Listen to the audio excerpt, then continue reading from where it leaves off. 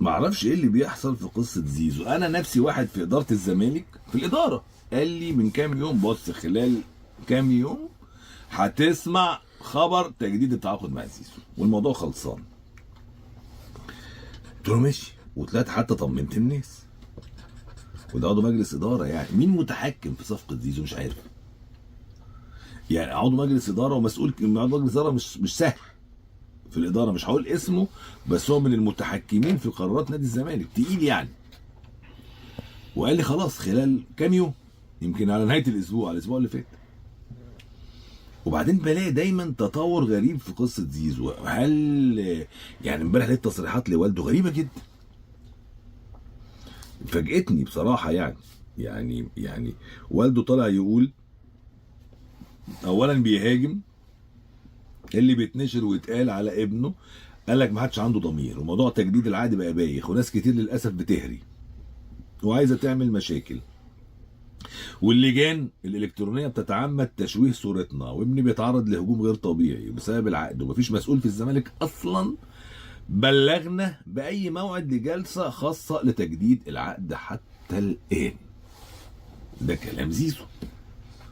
كمان والد زيزو قال ان اللاعب بيتعرض لهجوم غير عادي ومش عارفين ايه السبب، وقال لك مش بس تجديد العقد ده ليه مستحقات متاخره والمفترض كل الكلام ده يتحسم، هنعمل ايه؟ وقال لك ان الاعلام بيتواصل معايا اكتر من النادي واداره النادي. يعني الاعلام بيتواصل مع والد زيزو اكتر من النادي بيتواصل معاه. وقال انه هل مجلس الزمالك مبسوط كده؟ سايبنا للكل يقطع فينا؟ وقال ان احنا مستنيين رد من مجلس الزمالك عشان نحسم الامر بشكل نهائي. الحقيقه انا مش يعني انا اكيد الزمالك عنده بلان في القصه بتاعت زيزو، ان زيزو لعيب مش سهل. اكيد الزمالك بيجهز حاجه في دماغه، هل هيفاجئوا بتجديد، هل هيبيعوا، هل هيعيروا، ده بقاله 6 شهور في عقده. يعني زيزو يناير الجاي ده يتبقى له فقط 6 شهور في عقده، معرفش. كولر من المدربين العاقلين جدا، في تصريحاته اتكلم الراجل وقال لك انه يعني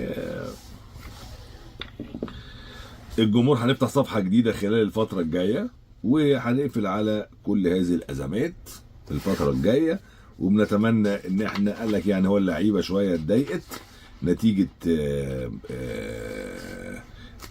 سمعت كلام، يعني بتسمع كلام طول الماتش فما عرفتش تتجاوب معاه بعد الماتش.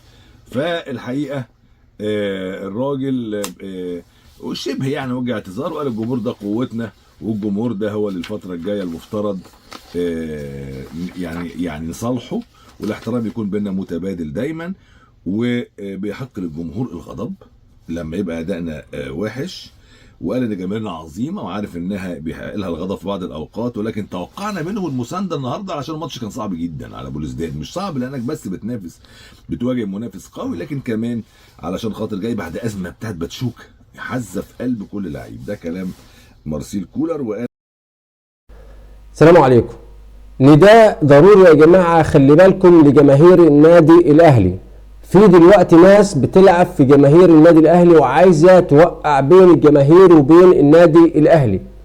الفوز الكبير اللي حققه النادي الاهلي على شباب بلوزداد اللي كل الصحف العربيه بتتكلم عليه، احنا عندنا الاعلام المصري بيتكلم على المشاده اللي حصلت بين الجمهور وبين النادي الاهلي وبين اللاعبين. بيكبروا الموضوع وعايزين يعملوا فجوه ويبعدوا جمهور النادي الاهلي. خلي بالكم، والناس اللي بتطلع تتكلم باسم جماهير النادي الاهلي اعلاميا على قنواتهم على اليوتيوب ومنصاتهم وعايزين يوقعوا الدنيا يولعوها، زي ابو المعاطي اللي ما عندوش ضمير، الراجل اللي بيشتغل على كل الحبال. الله يمسيكي بالخير يا مرتضى. برجاء خلي بالكم من ابو المعاطي يا جماعه. ابو المعاطي بيحط السم في العسل وكل اخباره مضروبه ومفبركه. خلي بالكم.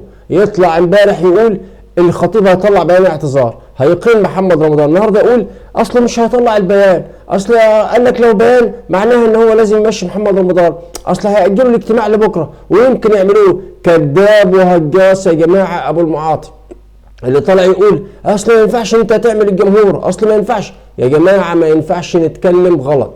الجمهور رايح يشجع، انت حضرتك طلعت من بيتك ودفعت ثمن تذكره وركبت مواصلات وتحملت مشقه، يبقى رايح تشجع الفريق، مش من قبل المباراه ما تبدا وانت نازل شتيمه في اللعيبه. ما ينفعش.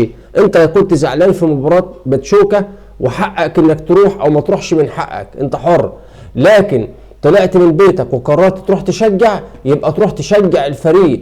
لو خسر الفريق تبقى تشتم ولا تهاجم، لكن من قبل المباراه ما تبدا وانت قاعد تشتم وتهاجم اللعيبه ما ينفعش. اللعيب ده في النهايه بشر زيك، هيزعل على نفسه. ايوه هيزعل، امال ايه؟ طبعا هيزعل على نفسه، زي ما انت كنت زعلان على فرقتك لما تقعد تشتم في الفريق وبعدين قاعد تقول يا شناوي اطلع بره، يا شناوي مش عارف ايه، خد كهربا وغور. ايه يا جماعه؟ ده الحارس الاساسي واقف في المباراه وبيسخن المباراه وفي بدايه المباراه وانت قاعد بتشتم فيه. هو ده ممكن؟ ازاي ده يكون جمهور الاهلي؟ مش ممكن يكون ده جمهور الاهلي يا جماعه. لاعب بيلعب، فريق بيلعب مباراه مهمه في دوري ابطال افريقيا، البطوله اللي احنا حاملين لقبها واللي احنا مسيطرين عليها لينا اكتر من 20 سنه، بنسيطر على دوري ابطال افريقيا من بدايه الالفيه واحنا تقريبا مسيطرين على دوري ابطال افريقيا. بناخدها كام سنه ونسيبها سنه زي الدوري المصري كده، وده مزعل ناس كتير افاقين وكذابين وهجاصين وبيحاربوا الاهلي اشد حرب ضراه، وبيسلطوا عليهم ناس مدفوعين الاجر محسوبين ان هم اهلاويه، اعلاميين اهلاويه. حتى الاعلاميين الزملكاويه سيبك منهم، حتى اعلاميين محسوبين ان هم اهلاويه مقبضين وواخدين فلوس وبيدوروا على اي مشكله يعملوا بها ترند ويوقعوا بين الجماهير وبين اللعيبه. النادي الاهلي محتاج مسانده يا جماعه عشان يستمر على القمه وعشان يستمر في حصد البطولات ويغيظ الهلافيت والجرابيع اللي اتكلمنا عليهم في اكتر من مره. الانديه الفاشله اللي بيشجعوا النادي الفاشل والجماهير الفاشله اللي بقالهم اكتر من 20 سنه مش عارفين ياخدوا بطوله ولا عارفين يوصلوا كاس العالم. الانديه اللي نفسهم ان يخشوا كاس العالم الانديه لاول مره في حياتهم مش عارفين، ودلوقتي بيهاجموا النادي الاهلي بيدمروه في كل حته. النادي الاهلي اللي كل الفرق العربيه في الافريقيه والاسيويه بتحتفي بالنادي الاهلي، كل جماهير الوطن العربي بتفخر بانجازات النادي الاهلي سواء كانت عربيه جزائريه تونسيه مغربيه، كل الصحف والاعلام العربي بيتكلم بكل فخر عن النادي الاهلي، حتى من الانديه المنافسه على الصعيد القاري بيتكلموا بكل احترام عن النادي الاهلي، قيمه ومكانه النادي الاهلي، قيمه ومكانه فريق النادي الاهلي وكيان النادي الاهلي. وهنا يتم تسليط لجان الكترونيه واعلاميين مدفوعين وقابضين عشان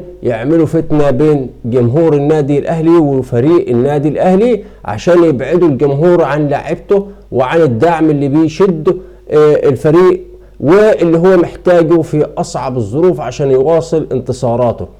خسرنا مباراه بضربه جزاء، خلاص مفيش مشكله، بطوله وراحت مفيش مشكله، عادي خالص مفيش اي مشكله خالص. الاهلي يشرف اي فريق، نكمل مسيرتنا مش هنقع، نكمل نقوم ونقف ونلتف، ناخد بالنا من المندسين وسط الجماهير اللي عايزين يعملوا فتنه يا جماعه. خلي بالكم، واصحاب المنصات الفضائيه والقنوات اليوتيوب واعلاميين السوشيال ميديا، الاعلاميين بكابورتات اللي دافعين ومأجورين وما عندهمش معلومات، ويطلع يقول لك انا الاسطوره وهو ما بيفهمش حاجه وكذاب وهجاص وما عندوش اي معلومه. يا جماعه صدقوني ما تاخدوش اي معلومه من واحد هجاص وكذاب ويقول على نفسه اسطوره.